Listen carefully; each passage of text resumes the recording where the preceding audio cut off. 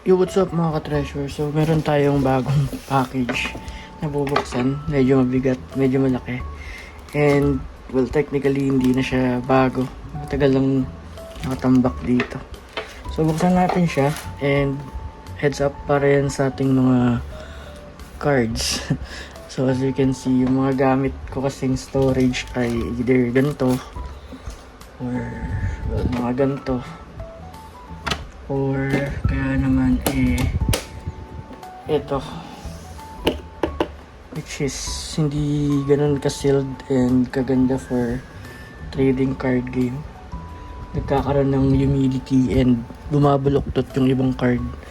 So if you want to collect cards and protect them, you need to invest a little. So okay lang kung ipapanglaro nyo lang naman, hindi mo siya ganun kakaintindihan na kailangan hindi bumabuloktot. Pero if you have na pang collect ba, so kailangan sealed siya and protected. So buksan na natin siya and tingnan na natin kung anong quality na ito. Let's G. So ikakat natin to para mabuksan. Medyo hirapan ako magbukas. Oops, ayan. Gupit-gupitin natin. Ayan. There you go. So may second layer pa siya. Aside from the bubble wrap, may box. And kaya yun, may kumakalabog sa loob. So yan, box na natin to. Skip ko na lang ng konti kasi medyo matatagalan ako mag 2,000 years later.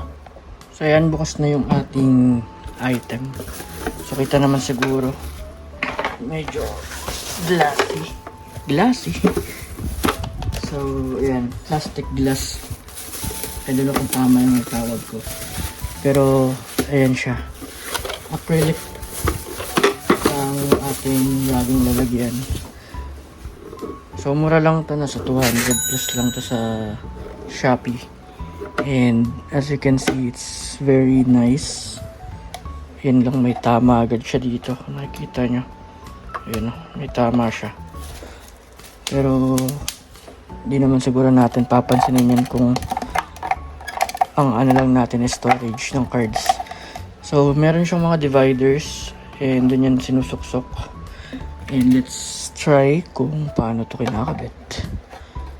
So, pwede mo siyang isuksok. Depende kung gaano karami yung ilalagay mo. So, for example, ito yung ilalagay natin. These cards ay para sa aking black deck. Kaso parang di sila kakasya. Naku, mahirapan tayo. So, hindi siya kakasya, mga ka-treasure.